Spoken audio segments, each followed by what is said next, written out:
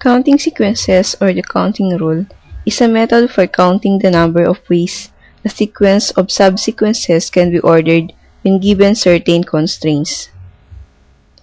Gottfried Wilhelm Leibniz published his Dissertatio de Arte Combinatoria in 1666. The word combinatorics, name for the science of counting, comes from the title of this work. In the Dissertatio, Leibniz proposed a unified theory of logic combinatorics and probability theory. What we now call discrete mathematics still appears to be made up of different topics, but much progress has resulted from attempts to unify it. In this section, we shall describe some elementary counting rules, such as, if X is a finite set, we will denote the number of elements of X by enclosing letter X in the finite bars. Recall that a partition of a set X is a family of subsets X sub 1 and X sub 2 up to the X sub R of X, such that X is equals to the union of X sub 1 and X sub 2 up to the union of X sub R, and X is equals to the intersection of X sub I and X sub j is equals to 0. If 1 is less than or equal to I, j is less than or equal to R, and I is not equal to j, the subsets X sub I are sometimes called the cells of partitions.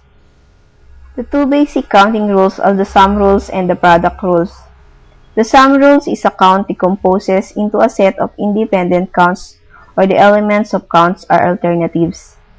For example, X is a finite set and X sub 1, X sub 2 up to X sub R is a partition of X, then the finite set of X is equals to the finite set of X sub 1 plus finite set of X sub 2 up to the finite set of X sub R. While the product rule is a count decomposes into a sequence of dependent counts, each element in the first count is associated with all elements of the second count. For example, if X and Y are infinite sets, then finite set of X times Y is equals to the finite set of X times finite set of Y. If X sub 1, X sub 2 up to X sub R are all infinite sets, then finite set of X sub 1 plus X sub 2 times X sub R is equals to finite set of X sub 1 times finite set of X sub 2 up to the finite set of X sub R. In pigeonhole rule, if R plus 1 ball are placed in R slots, then some slot must contain at least 2 balls. And if Rs plus 1 ball are placed in R slots, then some slot must contain at least S plus 1 ball. For example, prove that in any of group 13 people, at least 2 must have birthdays in same month. We may think of the 12 months in which the birthdays may occur as the slots, and the 13 or more people as the balls. Then, by the pigeonhole principle, there must be at least 2 balls in some slots. That is, at least 2 of the people must have birthdays in the same month. Applied form of the product rule. Suppose that a process is carried out in R steps. The first step involves n sub 1 choices. The second step involves n sub 2 choices, and so on. And the R step involves n sub R choices. Suppose also that the choices are independent. The way in which one is carried out does not affect the way in which other is carried out. In this situation, the process can be carried out in n is equals to n sub 1 times n sub 2 up to the n sub R. For example, in a certain company, there are 7 people in Division A, 10 people in Division B, and the 19 people in Division C. A committee is composed of 2 people from Division A, 3 people from Division B, and 2 people from Division C. How many committees are possible? There are 21 pairs of people from Division A, 120 sets of people from Division B, and 171 pairs of people from Division C. By the product rule, there are 21 times 120 plus 171 is equals to 430,920 committees in all. If A is equals to A sub 1, A sub 2 up to A sub n is a set with n elements, a k permutation of the elements of A is an ordered k tuple of different elements of A. The number of k permutations of the elements of A will be denoted as the permutations of n and k. If k is equals to n permutations are called simply permutations of the elements of A. A k combination of the element of A is an unordered k element subset of A. The number of k combinations of the elements of A will be denoted as combinations of n and k.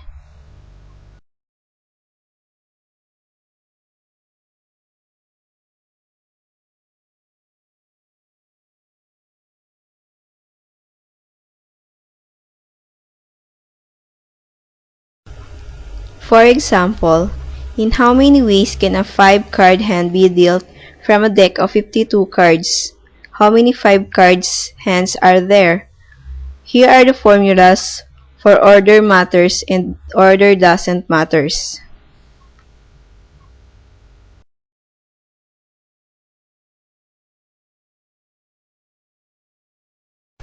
The Catalan sequence was first described in the 18th century by Leonard Euler, who was interested in the number of different ways of dividing a polygon into triangles.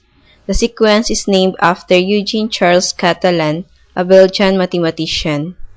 The use of Catalan numbers is a part of a larger theme in combinatorics, that of counting with binomial coefficients and using binomial coefficient identities. The Catalan numbers or Catalan sequence have many interesting applications in combinatorics. The 9th Catalan number is given by this formula. The first several Catalan numbers are C sub 0 equals 1, C sub 1 equals 1, C sub 2 equals 2, C sub 3 equals 5, C sub 4 equals 14, and C sub 5 equals 42.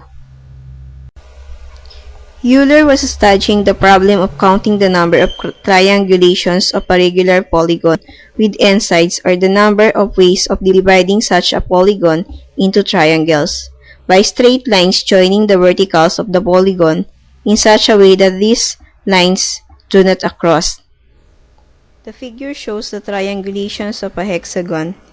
If T sub n is the number of triangulations of a regular polygon with n sides, Euler proved that T sub n is equals to C sub n minus 2. A contemporary of Euler's named von Segner found that the Catalan number satisfies the recursions such as C sub n plus 1 equals C sub 0, C sub n plus C sub 1, C sub n minus 1 up to C sub n, C sub 0.